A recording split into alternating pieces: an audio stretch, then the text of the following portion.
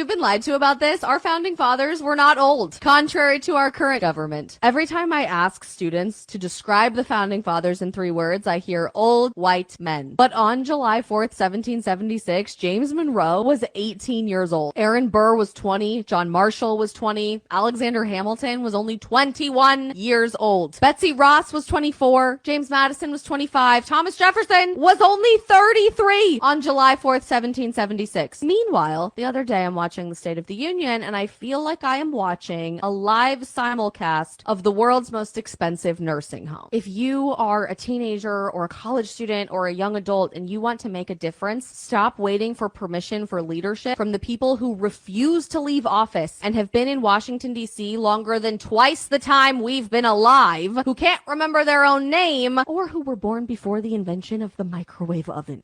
My immediate thought was, I'm old enough to be the father of some of our founding fathers. Oh, goodness. Oh, goodness gracious. Clint's getting old, ladies and gentlemen. Breaks my heart. But honestly, though, I think it's a really inspiring message, one that tries to motivate young people that some of the most heroic, legendary figures in world history were, in fact, your age or much younger. So stop making excuses. Stop allowing for the octogenarians to run this Titanic. It's not working out so well. But the more interesting aspect the more interesting thought that I had after hearing that video was that what I notice is almost all of our revolutionaries in this country are, in fact, Marxists. they're hard left. You see it all across the nation at college campuses over the past few weeks. And it does not portend good things for the future that the young people that may believe in the Constitution or human liberty or freedom or any of the things that I would espouse or value, they aren't really on the forefront very much. But what you do see is hordes of really overtly Marxist college students that, while I may agree with some of their messaging when it comes to the war in Gaza, it is very disconcerting that their answer ultimately is essentially communism. And that is not good news, ladies and gentlemen. So if you're a young person that listens to me, and I'm sure there's thousands of you, please get involved. Please. We need you. We are just dramatically outnumbered. I'm doing everything I can, okay? I can't do everything. You're not going to, you can't wait for us old heads to fix everything for you.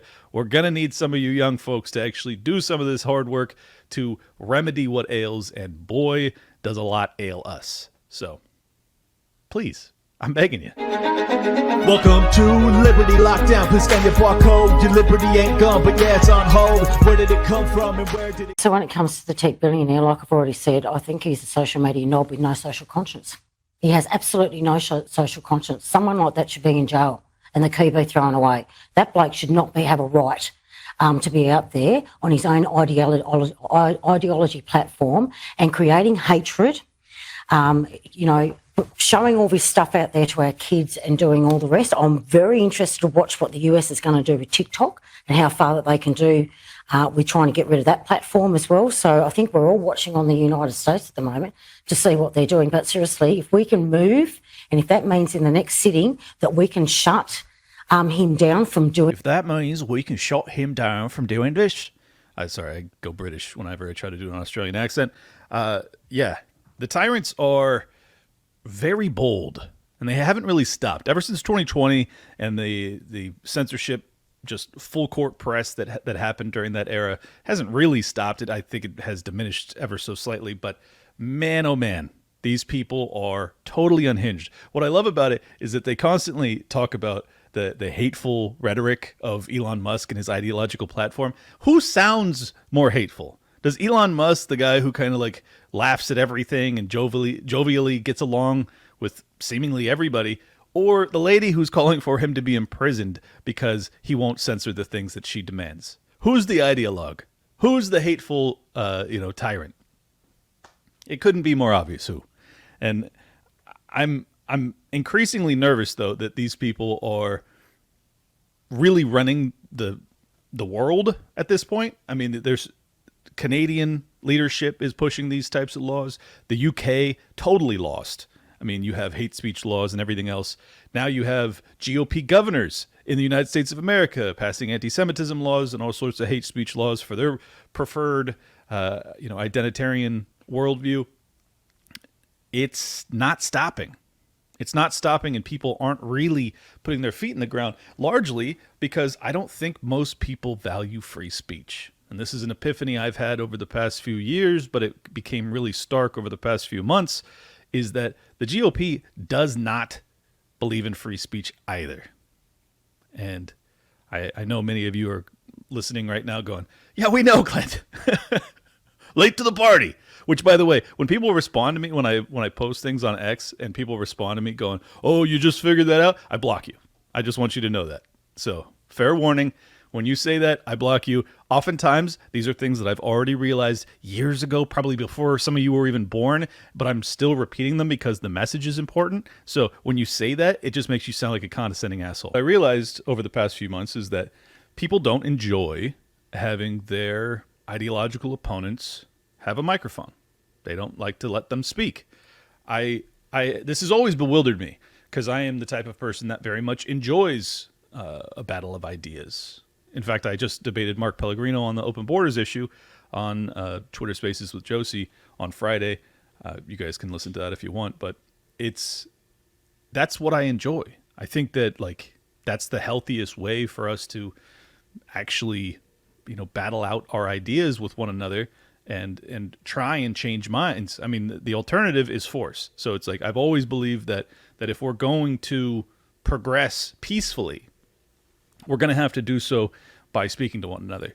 And it doesn't benefit me. In fact, I think it does benefit me to allow for my ideological opponents to speak publicly because I don't believe that their ideas have much merit, and I think that they can be defeated if they are challenged in an open forum. The issue is that oftentimes people start to lean on censorship when they realize that their ideas cannot stand any sort of testing. And I think that's what you're seeing with these anti-Semitism laws that are coming from the GOP. I think that's what you're seeing with the hate speech laws during the 2020 era, where they were trying to, go after anybody that might be racist or bigoted or hateful. This is what you see in the UK. This is now what you see in Australia. By the way, for those that don't understand this story, in Australia, what they were attempting to do was to get Elon Musk not to just censor certain videos. There was videos of a terrorist attack in Australia. Apparently, the guy survived, so that's great news. But they wanted to have it suppressed in Australia. And he did that because that was their laws. Elon's position, while being in favor of free speech, he has been willing to essentially go along with the laws of the nation. The issue is that Australia does not find that to be adequate. What they're in fact attempting to get him to do is remove the video from the internet, from his platform entirely. So it's not adequate for him to censor it in Australia at their demand, but rather he has to delete it from his servers entirely and not allow it to be propagated to the rest of the world. Essentially, the Australian government is of the belief that they have the power to dictate what videos the entire world is allowed to see or not to see. Is anybody okay with that? If you've seen what Australia has done to their people over the past 3-4 years, you shouldn't be. You definitely shouldn't be. But just on a principle level, you shouldn't be okay with it either. Okay, so assume you agree with Australia. What if it's the Russians? Ooh, boogeymen. What if it's the Chinese? Ooh, CCP. Oh, what if it's America? Whatever government you think is horrifying. I think they're all horrifying. Personal opinion. I don't want any of them to have that power, and I certainly don't want any of them to have the power to threaten Elon Musk, the richest man in human history, with prison if he doesn't go along with their demands. It's ridiculous. It's tyrannical. It has to be fought back against, and I hope that people will. What's really weird to me is that even after the lockdown era, the Australian people still haven't replaced these lunatics. How is this possible? And what it tells me is that the majority, or at least a good chunk of the Australian people, agree with this stuff. Same with the UK. How is this possible? How have you had your mind so warped that you think that censorship is the path forward, that that's the only way you can prevail? It demonstrates fragility. It demonstrates an incapacity to actually defend your own ideas.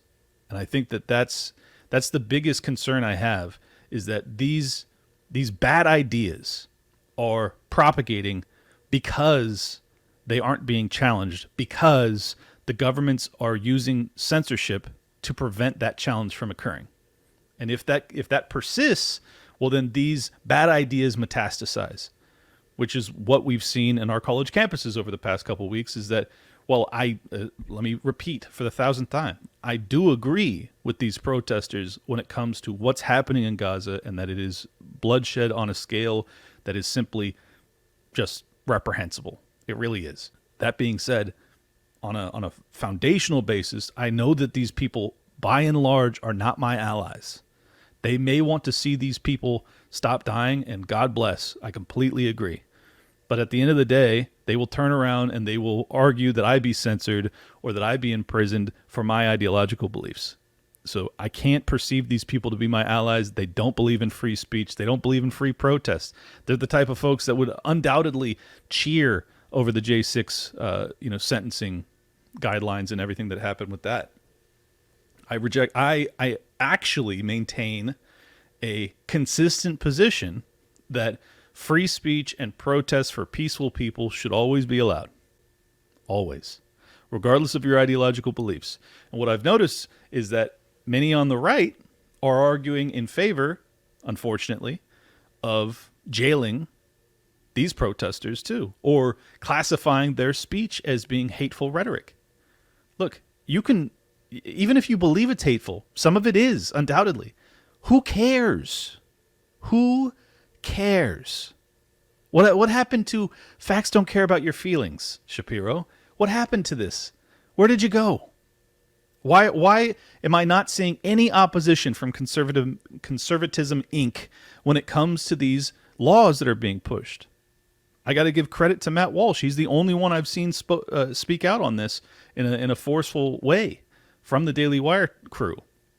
It's like this: if you want to pretend as if you have a consistent ideological framework, you're going to have to defend your enemies from time to time. Now, you don't have to do so vocally. You don't have to go say, these kids, I agree with everything they're saying. Do what I'm doing. Explain the differences, but still defend your core principles. Do you believe that we ought to have a right to freely and peaceably oppose our governments? Because if you don't believe that, well, then you aren't a conservative either. You're certainly not a classical liberal. You're certainly not a libertarian. And you're ultimately not a peaceful person, because the alternative of that pathway is violence. And everybody knows it. So allow these kids to have their little quad sit-ins. Allow them to chant whatever hateful rhetoric they want to. If you think it's hateful, most of it I don't think is. And then, at the end of it, discuss it.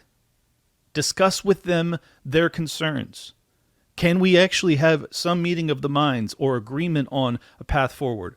Because to me, the obvious answer is, regardless of how you feel about their rhetoric, the truth is that what they're advocating for, which is to not fund this war, is good. They have a bunch of other demands. I totally reject them. But if you can use that particular argument to your benefit, why not?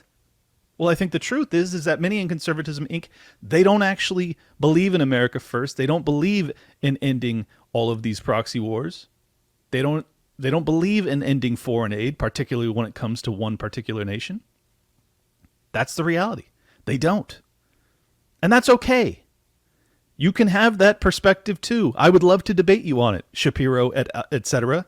Whoever. You can hold that belief, but you can't call yourself America first and have that perspective. Sorry. No, you can't. $35 trillion in debt. $1 trillion plus annually in interest alone. Our financial future for ourselves and our children is in doubt. It is in jeopardy existentially. So if that doesn't qualify as America first to say we shouldn't be funding any of these foreign wars, well, then it doesn't have any meaning at all. So stop saying it. Stop lying to your audience. Stop leading them astray. And the reality is that I think that some of you don't believe in it, that you have globbed onto it in a way to try and basically put wind in your sails that was just trailing off of the Trump train, but you never believed it. And that's crystal clear, which is exactly why you've been going after Tucker Carlson for the past month. Because he actually does believe it. So yeah, stop lying. Tell the truth. If you've had any health insurance issues over the past few years, let's just be honest. We all have, okay? It's absolutely frustrating. It's mind-numbing. It drives me out of my mind. But this is exactly why Crowd Health was created. For just $175 for an individual or $575 for a family of 4 or more, you'll get access to a community of people who are willing to help out in the event of an emergency. You'll get access to telemedicine visits, discounted prescriptions, and so much more without doctors' networks getting in the way. And of course, you'll join the crowd, a group of members just like you who want to help pay for each other's unexpected medical events. Let Crowd Health help with your healthcare needs. Get started today for just $99 per month for your first 3 months by using code LOCKDOWN at joincrowdhealth.com. Crowd Health is not insurance. Learn more at joincrowdhealth.com. That's joincrowdhealth.com, code LOCKDOWN. Conscience or conscience whatsoever. I don't know, whatever Elon Musk is on, it says that that's okay to continue to air that is absolutely disgusting behaviour. And quite frankly, the bloke should be jailed. And the sooner that we can bring rules in or do something about this sort of game playing with our social media, the better off we're going to be. But quite frankly, the power that man has, because of that platform that he's on, it's got to stop. It has absolutely got to stop. That was Jackie Lambie, a senator from Australia, or state senator from Australia, I believe. And now let's hear from their prime minister, just to let you know that this is not a one-off, but rather a large movement from the Australian government. I want to ask you about Elon Musk. He's mocked you this morning for choosing censorship and propaganda over free speech and truth. What's your response to that? Well, this is a bloke who's chosen ego and showing violence over common sense. I think that Australians will shake their head when they think that this billionaire is prepared to go to court fighting for the right to sow division and to show violent videos, which are very distressing. He is in social media, but he has a social responsibility in order to have that social licence. And what has occurred here is that the E-Safety Commissioner has made very sensible suggestions. Other social media companies have complied without complaint. But this bloke thinks he's above the Australian law, that he's above common decency. And I tell you what, I say to Elon Musk, that he is so out of touch with what the Australian public want. This has been a distressing time. And I find this bloke on the other side of the world, from his billionaires' establishments, trying to lecture Australians about free speech. Well, I won't cop it, and Australians won't either. Anthony Albanese, Prime Minister of Australia. I'll take him at his word. I'll take him at his word that this is what the Australian people want. Maybe it is. Maybe the majority do want that. I don't care. You don't get to threaten Americans, which Elon is, over his platform and threaten to jail him if he doesn't remove videos not just from your nation, but from the entire planet. I reject your demands, and I offer a sincere fuck you.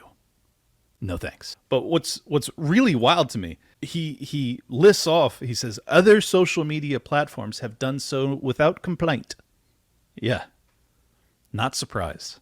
Not at all surprised. Which is exactly why, despite all of my concerns about Elon's long-term goals and everything else, I see him as a net interim positive. Because this is super important. X has become the one platform, yes, with all of its pitfalls and all of its porn bots and all of its downsides. I understand all of the downsides too. But super important that we have one major social media platform that allows for open dialogue, allows videos to circulate and go viral that are counter to the demands of tyrannical governments all over the world. That is really, really positive for the future of humanity.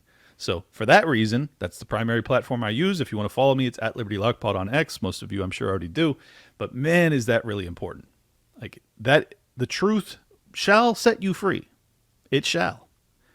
And yeah, with the truth and with open platforms and free speech, you're going to get a lot of lies too. You're going to get a lot of propagation of hate. And this actually is something I wanted to talk about. I've been wanting to talk about it for a while, so let's go ahead and do it. I'm very concerned about this massive uptick in anti-Semitism that I've seen on X and other platforms, but X primarily, because it does have free speech, or to a large extent, it has free speech. This is a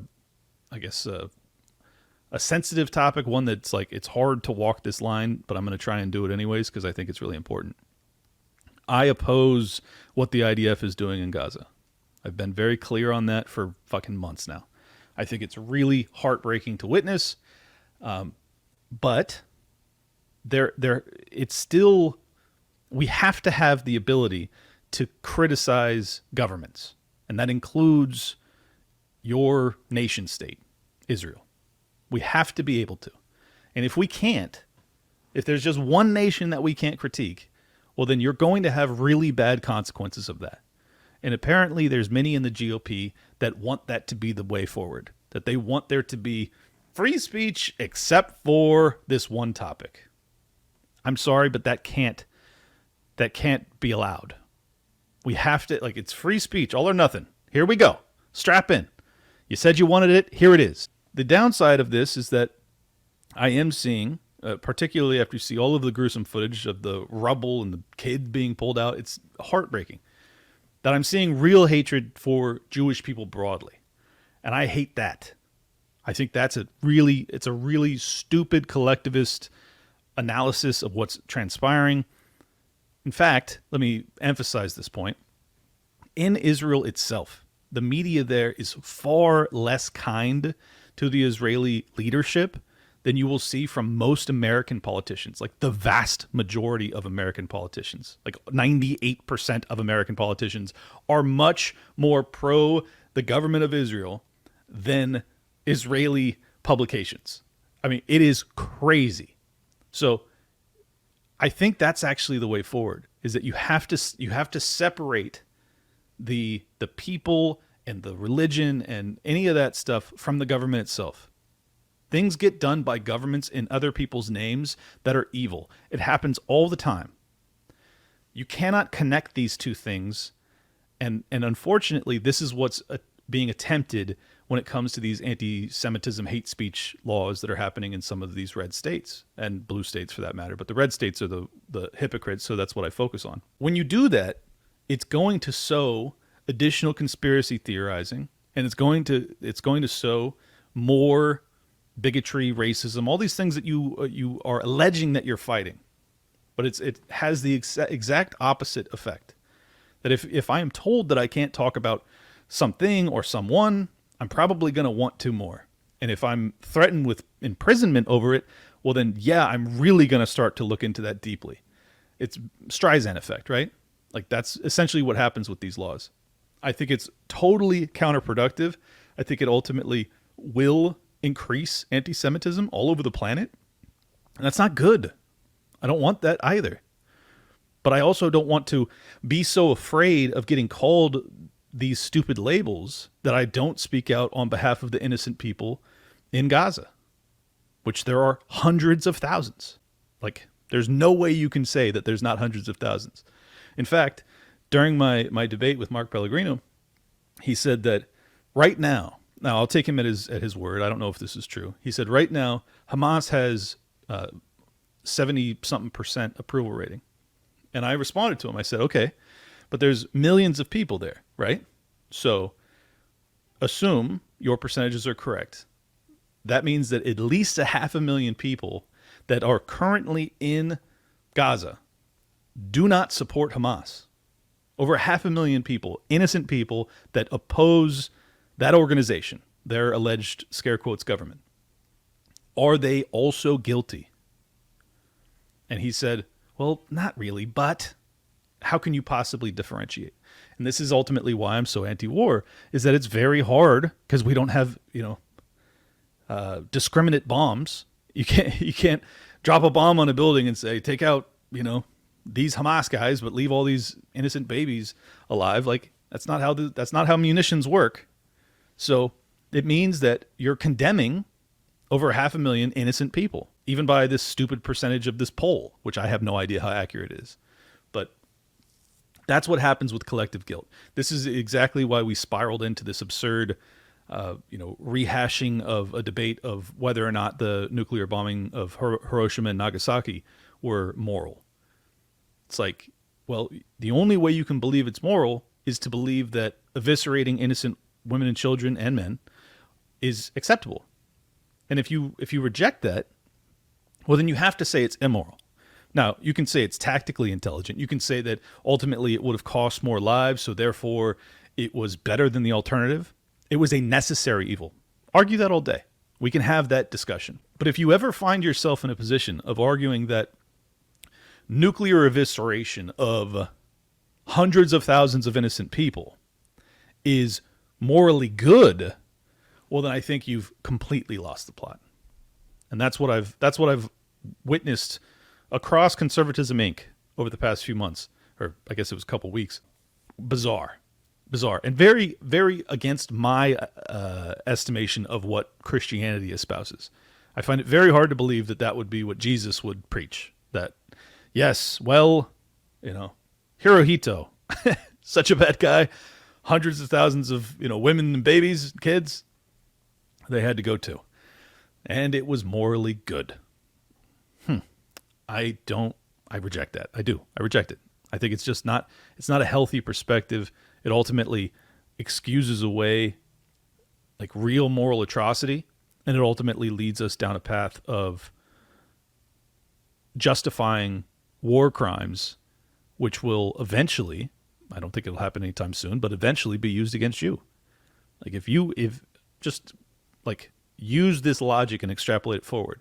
Well, if it's okay for the U.S. to do that, why is it not okay for the Russians to do that? Because if Russia were to try and land invade America, they would lose countless of their soldiers. So from their perspective, in order to diminish their loss of soldiers, they'd be morally right, because that's paramount. That takes ultimate primacy, that the survival of your people is so much more significant than it is the enemy combatants, even the civilians, that you can justify anything. You can justify any atrocity. Okay. Well, so Russia now has, they have hypersonic missiles and they have an air defense system that stops our nuclear arsenal entirely. Dead in its tracks.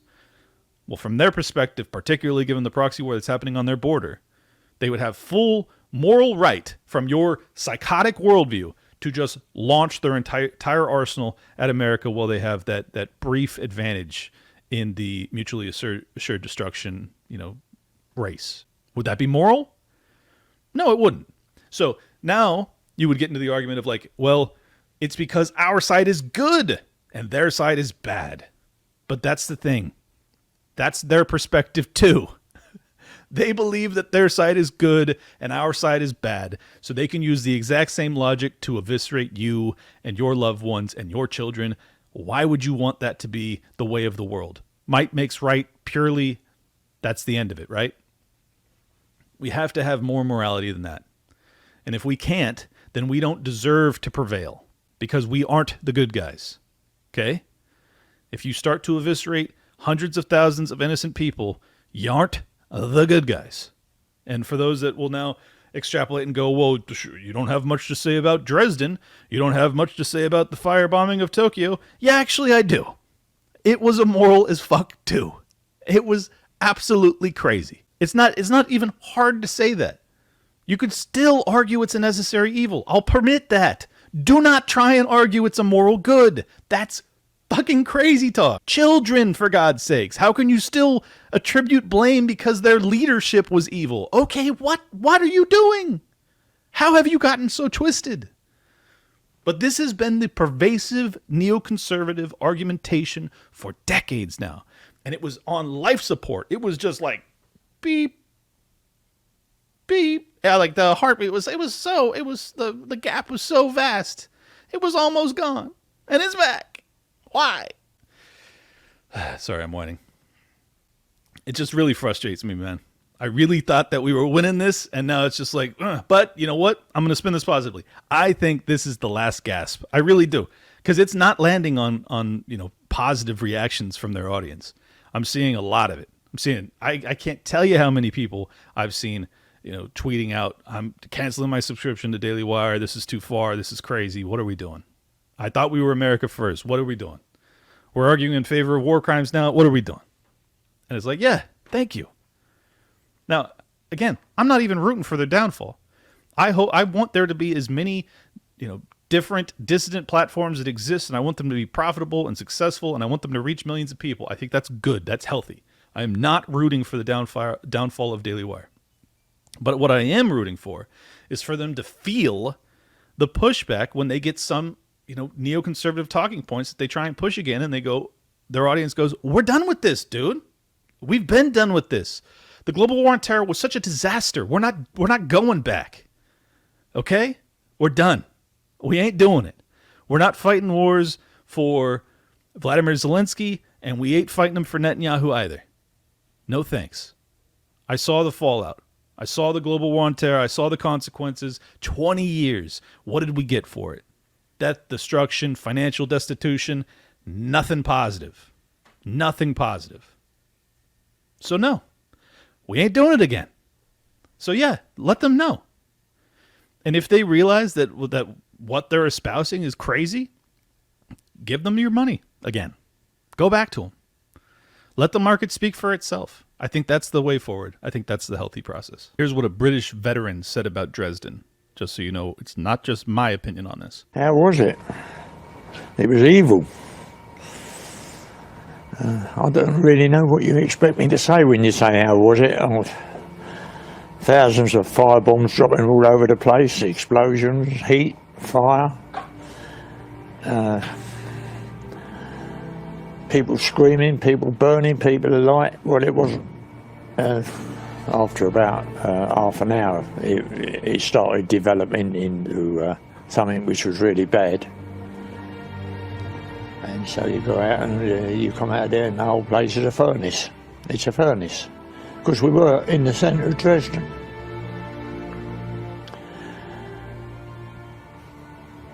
It dehumanises anything that you've experienced before. I've been through 6 years of war. I've lost all but 3 of the 28 blokes I joined up with in 1937. I've been in every battle in the Middle East. I've been in Italy, I'd come home, I'd been captured at Arnhem, but nothing prepared me for seeing women and children alight and flying through the air. Nothing prepared me for that. And that's the true nature of war. That's what the veterans of war actually will tell you. And I know this because I've spoken to them. Like, most of them won't talk about it because it was so horrifying, but those that will, very rarely will they spin it as a positive. Very rarely will they say, it was great. It was so fun. It was such a good thing. It was morally just perfect. No.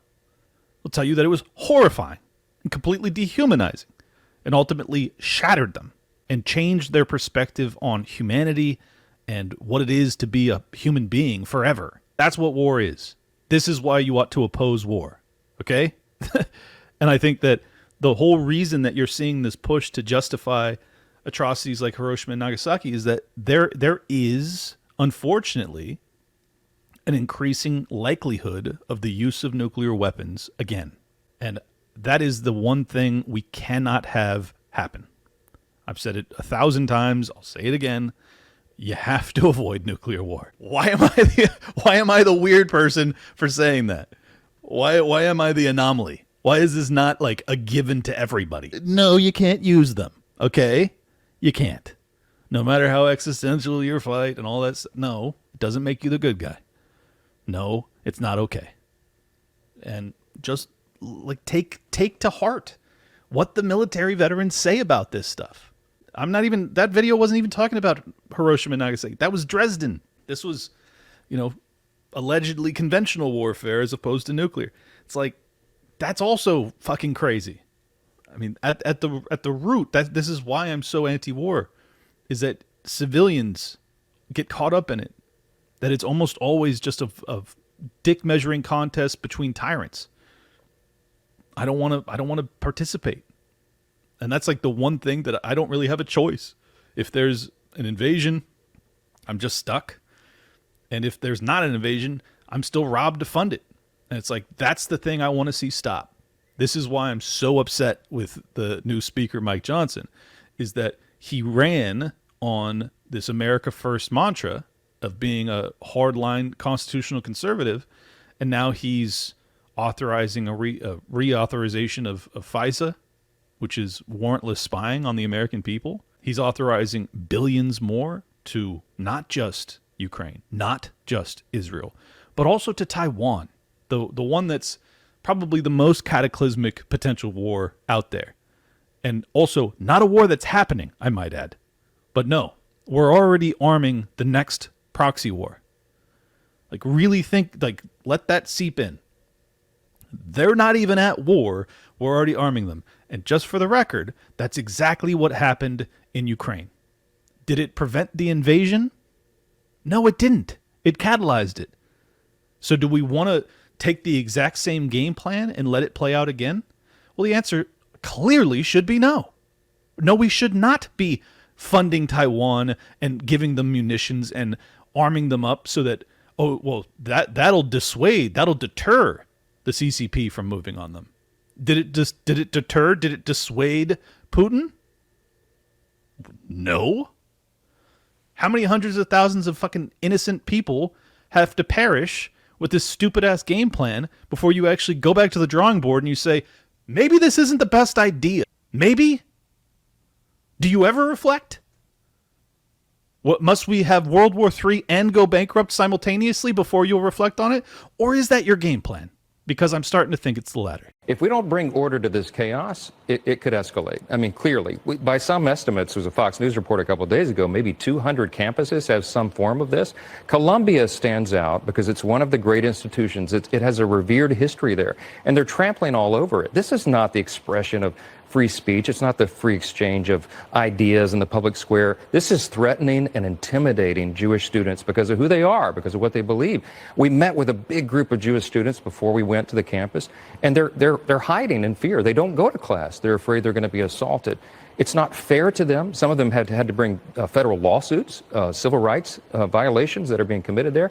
And taxpayer dollars should not be going to institutions that are engaging in this kind of nonsense. If you're an administrator on a university campus, your number one job, the first and most obvious, is the safety and security of your students. There's Mike Johnson, the bastion of conservatism, arguing, I guess, on cracking down on the protests because they're intimidating. Look, I'm sure there are aspects of these protests that are intimidating. As best I've seen, there hasn't been much violence, hardly any at all. The only violence I've really seen is when the cops or the Texas patrol came in and started to oust them.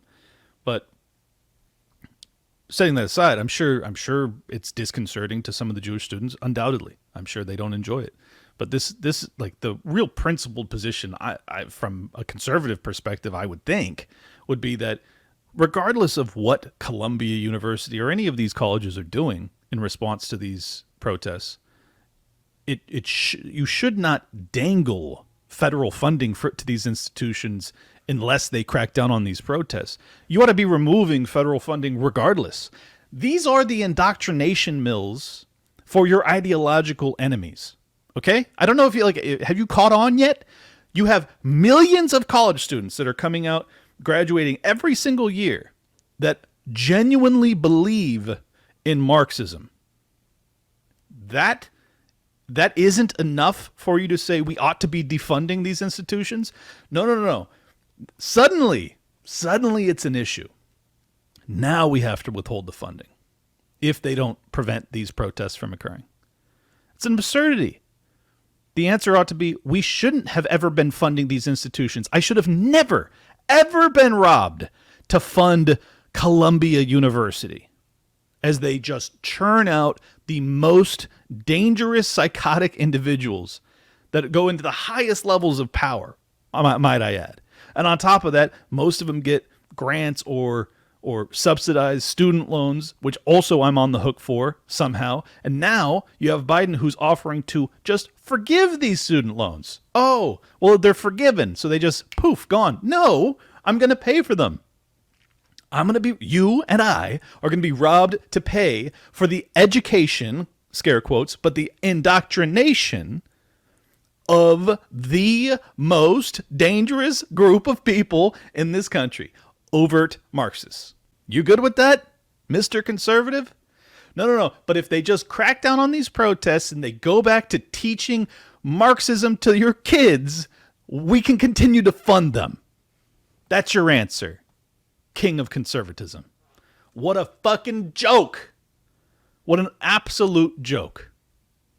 The answer ought to be you withdraw, you cease all funding to any of these college establishments, any of them, and then that's it. That's the answer. You stop doing that. You stop funding your enemies as they propagandize your children. If you're not already intelligent enough not to be sending your kids to these institutions, which, hey, that's great, but it doesn't change the fact that you're being robbed to fund it. You're being robbed to pay the tuition or the salaries and the tuitions of these overt Marxists. You good with that, Mike Johnson? You fraud, you absolute fraud. And might I add, Trump deserves some shade here. Trump has allegedly, I'll say allegedly, been responsible for greenlighting the entire aid package that went down last week.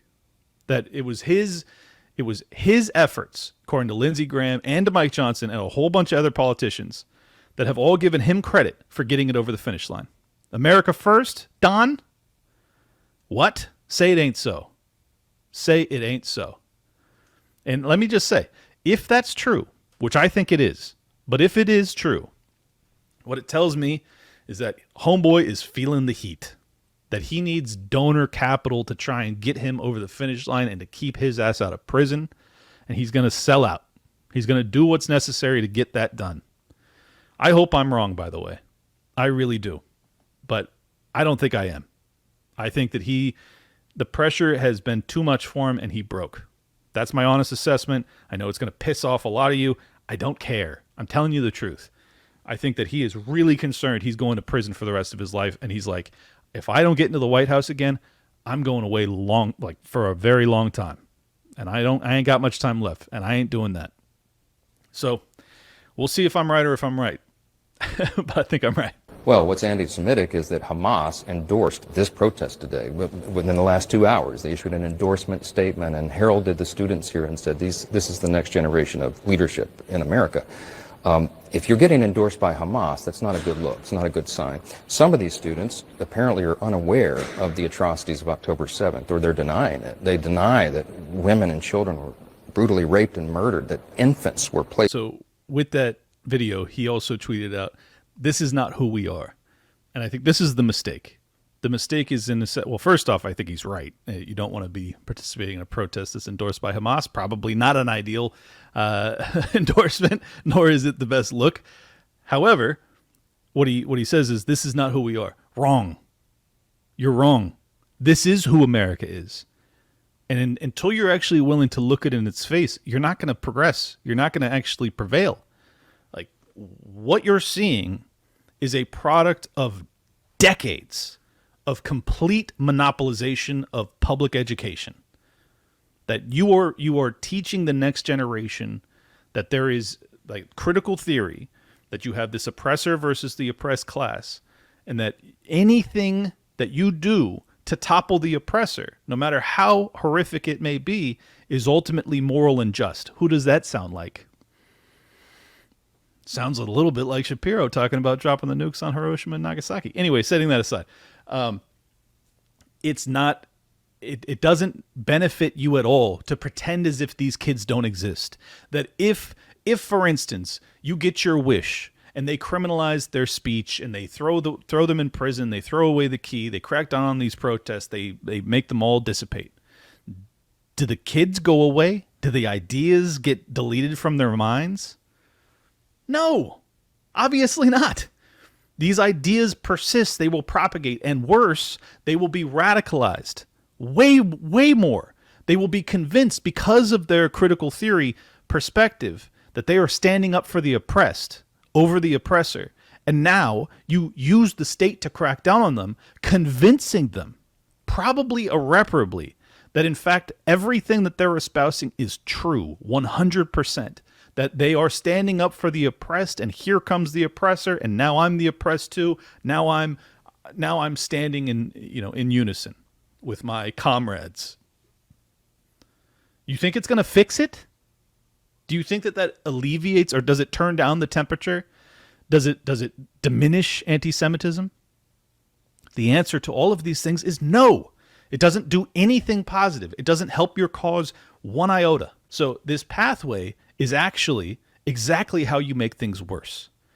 You have to allow for these protests. Like, what would be more beautiful than to actually use college for what it was once meant for, at least once upon a time, to allow for these kids to actually hash out their beliefs in public.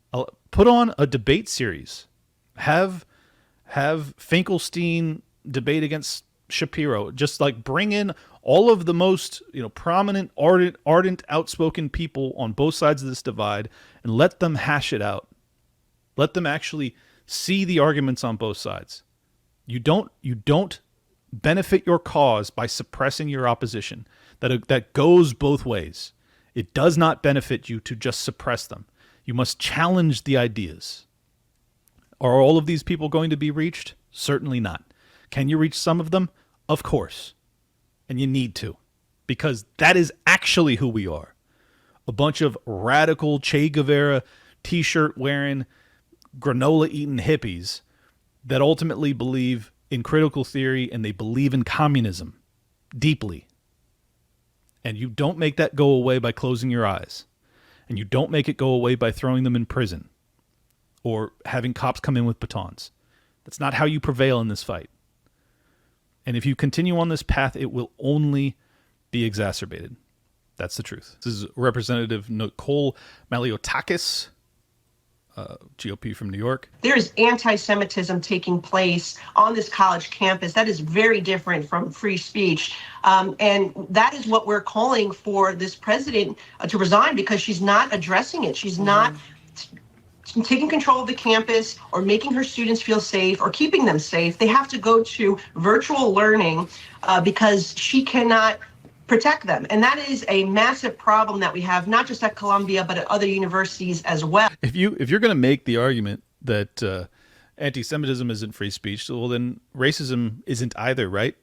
Transphobia, bigotry, all the exact same arguments that the left has been making ever since the Black Lives Matter movement, and actually long prior to that. You're agreeing with them. You're saying that there are certain categories of humanity that ultimately cannot deal with having any sort of criticism levied towards them. That's not free speech. If you believe that, you have imbibed of critical theory. You ultimately believe that there are certain groups of people that have to be protected above all else. That's not equity. That's not classical liberalism. That's not free speech. None of it. You're a fraud. Just drop the pretense that you actually believe in the First Amendment. You don't. Now, I'll say this. Some of these college presidents ought to resign. They probably should have resigned a long time ago. And if it's true that these protests get so unruly that you genuinely can't go to class, well then, yeah, I think you have every right as a college administrator to call the cops or do whatever you have to do to try and stop the violence, if it's actually violent. But what I've seen is not that. I mean, they find, one 10-second video that looks like things are totally out of control, but you actually look at the other videos and it's like, it just looks like a bunch of hippies, dude. Looks like a bunch of hippies that unfortunately are also communists that genuinely want to see that war end. And I agree with them on that. So let's just let that play out. Let's see if we can just not fund it, because that would actually help, end this war. And it would actually help end all of the proxy wars that we're in right now. Kind of a silver bullet to ending all of the proxy wars would be to not be funding the proxy wars. I know, crazy thought. I'll get you out of here on this. Konstantin Kisin, who's become a very viral, I guess, talking head over the past couple of years. And I like a lot of what he has to say. I think he's a very gifted orator, for the record. No ill will on my part, but I just thought that this was a really bad straw man of the opposition that we're seeing right now. So I wanted to run that for you. How do we combat the kind of hate that is being seen sometimes for the first time in Western civilizations now? You can't. If you import people who hate Jews, you're going to have people who hate Jews. Am I wrong? So if that's what you're doing, then that's what will happen. You can't fight it. What people keep saying, oh, the rise in there's no rise in anti-Semitism. There's no rise in anti-Semitism. You just found out that you had lots of anti-Semitic people in your society who've been anti-Semitic this entire time. There's no rise. There's no rise, Mr. Kisin. Okay. Look, you want to argue that importing people who ultimately are anti-Semitic increases the amount of people in America that, or I guess he's talking in the UK that are ultimately anti-Semitic. Sure, undoubtedly that's true. But to argue that there hasn't been an increase because of what's happening in Gaza is crazy. It's just crazy. And it's obviously wrong. You can't have tens of thousands of innocent people, particularly with the viral nature of the internet media landscape now, and expect that to not have any consequences. That there aren't any people that prior to this war beginning had literally nothing negative to say about Israel, and now they're going, I don't like what I'm seeing here. This seems a little over the top. Like, these are very reasonable reactions to have when you see kids being pulled out of rubble. And it applies across all wars as far as I'm concerned, not just this one. But that's a very reasonable, humane reaction to seeing videos of that nature. And if you're going to strawman their opposition to that and say, well, now that's an uptick in anti-Semitism. And guess what? It's not actually just an uptick. It's just a realization that these people have been anti-Semitic all along. That's a lie, actually. And it doesn't do the Jewish people or Israel, for that matter, any good to pretend as if that's what's happening, is that all of these secret anti-Semites have been lurking behind every corner, and now they just finally feel emboldened to come out and say it. It's like, look, there's some of that. Of course there's some of that. But there's also a lot of just normal people that go, I don't like seeing this. What the fuck is this? Can we not be a participant in it at a minimum? Can we not do that? And you go, I knew it. I knew you were just waiting to show your true colors. I mean, this is really a pathology. Like, if that's your perception, it's pathological. That you think that it's just like simmering beneath the surface waiting to come up all the time. Like, that's not true. I genuinely don't believe that's true, because I know a lot of people that prior to this war were like, Israel's awesome. And now they're watching these videos and they're like, I don't know if Israel's so awesome, or at least the IDF. I mean, can we have any nuance? And I think this is the broader point I wanted to make, is that, there's this tendency, like, it's much easier to go viral if you say certain things, or if you say really anything with a level of 100% certainty and condemnation. And it's just not reality. Like, it will help you go viral. It'll make your statement more impactful, but it's also not true. And I think that it undermines your cause if you have one. Now, I don't know if he does. I think he probably does. I don't know for sure. But I think that if you overstate your claims, it ultimately, for a more astute audience, they're going to realize, oh, you're basically a propagandist at this point. Like, you're not being even-handed. You're not being actually honest. And I don't think that that's a benefit to your cause, whatever it may be. So this is why, maybe it'll limit my reach. Maybe because it's not so bombastic and definitive, I won't have the same impact that a Konstantin Kisin might have. But I'm okay with that, because I'm going to maintain the path of telling the truth. And truth has nuance in it. It is not so cut and dry. It is not so black and white. There is actual areas of disagreement and sincere disagreement on both sides, sincere grievances on both sides, and it doesn't benefit either side to pretend as if there aren't legitimate grievances on both sides. So that's all I wanted to say. Thank you guys so much for tuning in. Sorry I took a week off. I've been traveling a ton and I just was totally gassed, but I am back and I don't have any travel for the next 3 weeks, so I will be getting out way more episodes. And yeah, that's about it. Make sure you share the show around if you could. Make sure you hit the like button. Leave a comment down below if I said anything you hated. I'll try and engage with any constructive criticism. It has to be constructive. Can't just be an insult, because then I don't want to engage with you, because then you're just an asshole. I don't want to do that. Yeah, and subscribe. That's about it. Love you guys. Peace.